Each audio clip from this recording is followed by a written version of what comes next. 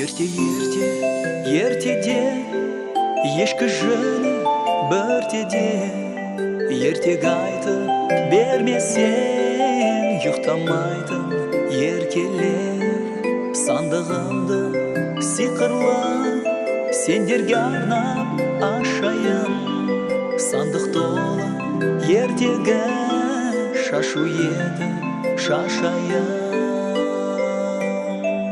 теледидар төрінде ертегілер елінде балаларым сендерде ертек айтып беріңдер тау көтерген толағай жолбарыспен алысқан көл тауысар қомағай теңізді тауысқан желден жүйрі жел аяқ ұшқан құспен жарысқан құмырсқамен дос болған аң патшасы арыстан теледидар төрінде ертегілер елінде балаларым сендерде ертек айтып беріңдер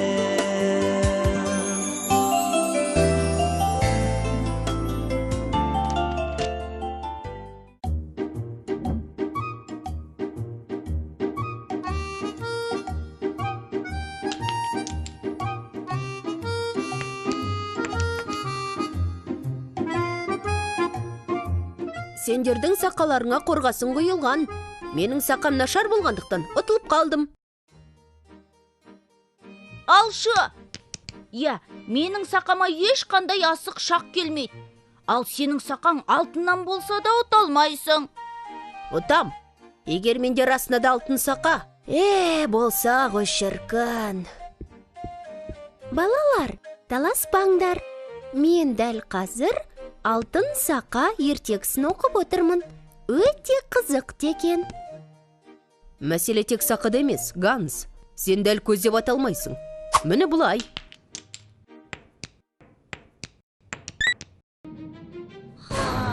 Мен қазір барып алып келейін.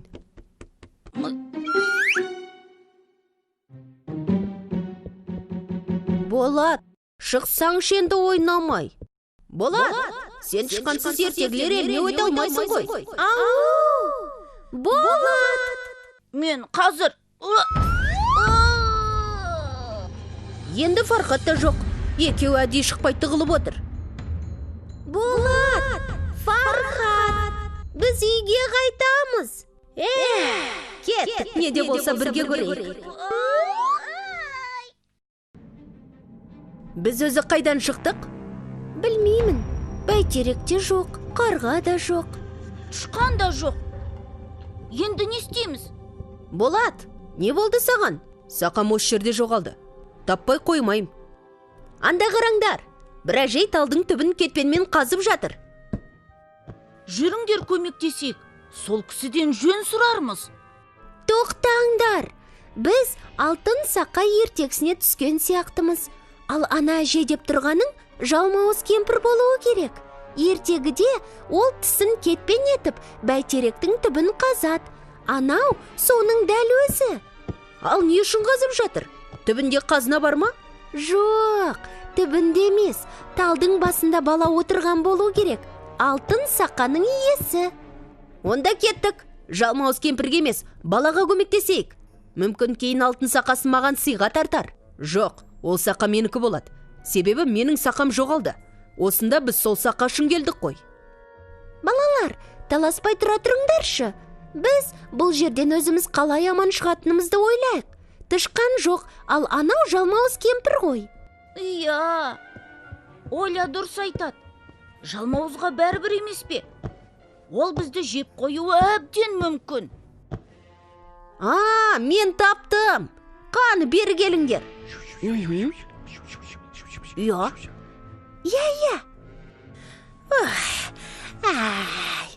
Ай, жалмауыз жаным-ай. Шыда. Енді біраз қассам, мына бәйтерек құлайды.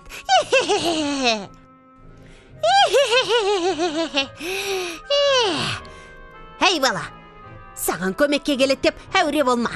Сенің қарлығашың келмейтін болыпты. Он айдаһар құйрығымен қосып жұтып қойыпты. Қалайша келмейді? Қарлығаш менің төбеттеріме сәлем айтып барады емес пе? Ал төбеттерім сені талап, туталақа етеді. Ал мен мұрат мақсатыма жетем. Сен әлі ештеңе білмейді екенсің бала. Қазір ертегілер елінде өзгерістер болып жатыр ғой. Сенің төбеттеріңе ешкімде хабар бермейді. Енді мен мұрат мақсатыма жетем. Сені жеп. Амансыз ба, Апатай? Кім? Апатай? Мен бе, Апатай? Мен? Иә, аманмын балақай. Сен қайдан тап болдың мұнда? Жалғыз өзің жүрсің бе? Иә, Апатай. Аң аулап жүріп, адасып кеттім. Содан сізді көріп, жол сұрайын деп едім. Ей, бала, қаш ол жерден. Ол жалмау сені жеп қояды. Сен оны тыңдама, балақай. Ол бұзық бала. Менің сақамды ұрлап алып, тал басына шығып кеткенін қараш. Ей, жүгірмек, түс қаны. Қайтар менің алтын сақамды. Әйтпесе не жеп қоясың ба? Жалмауыз. Мені айттым ғой, тәрбиесіз бұзық бала деп. Қазір көрсетемін мен саған. Апатай, әкеліңіз кетпеніңізді. Мен сізге көмектесейін. Қажеті жоқ, айналайын. Жаңа ғана 2 түлкі алдап кеткен. 2 түлкі? Олар қайда кетті екен? Менің төбеттерім соларды іздеп жүр ғой. Қайдағы төбет? Менің қасқыр алатын 4 төбетімді айтам. Қазір олар ана бұтаның түбінде көлеңкеде жатыр. Шақырсам жетіп келеді. Бірбасар! Арлан! Ойбай, қоя тұр, иттеріңді шақырмай, мені қауып алар. Мен оларды көріп тұрмын. Сұмдықтау иттер ғой мыналар. Менің төбеттерім бұлардың қасында жай күшіктер сияқты ғой. Айналайын аңшы бала, мен ол түлкілердің қайда кеткенін айтайын. Бірақ сен иттеріңді шақырмай қоя тұр. Мен ана қырдың басына жетіп алайын. Содан соң шақыра қой, жарай ма? Ал ана бұзық бала ше? Біз әлі сенімен кездесеміз. Ертегі әлі біткен жоқ.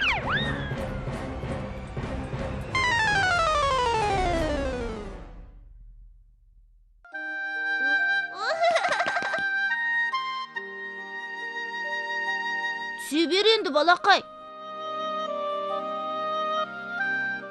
Ал танысып қояйық. Менің атым Фархат.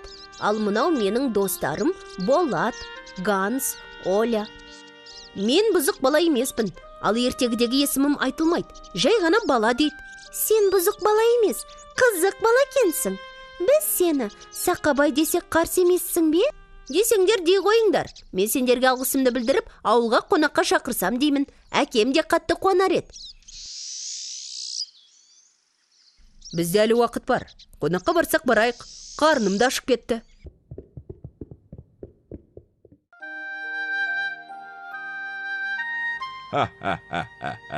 Жарайсыңдар, балалар. Жалмауызды алдап соғып, менің баламды аман алып қалыпсыңдар.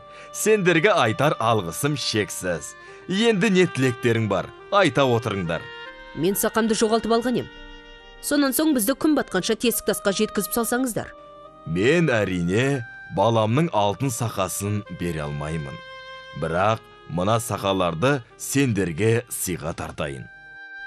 Енді мен ешкімнен ұтылмайым.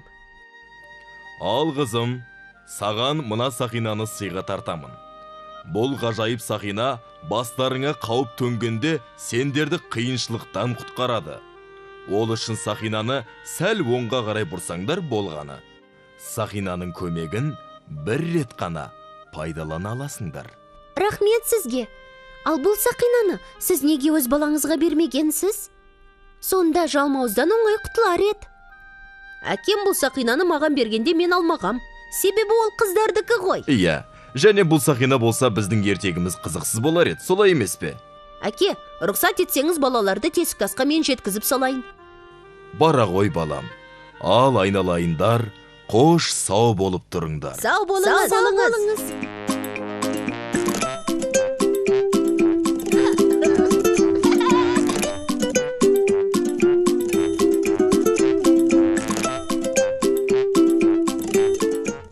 Ал енді мен қайтайын.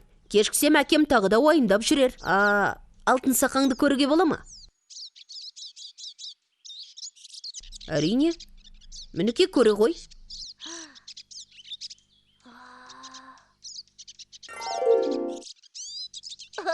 Керемет. Рахмет саған, Сақабай. Көріскенше күн жақсы болсын. Жүріңдер тезірек, күн батуға таяп қалды. Сау болыңдар, достар.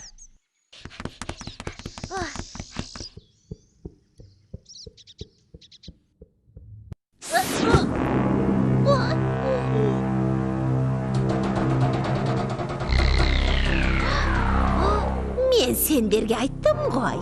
Ертегі біткен жоқ. Жоқ. Теледидар төрінде ертегілер елінде балаларым сендерде ертегі айтып беріңдер.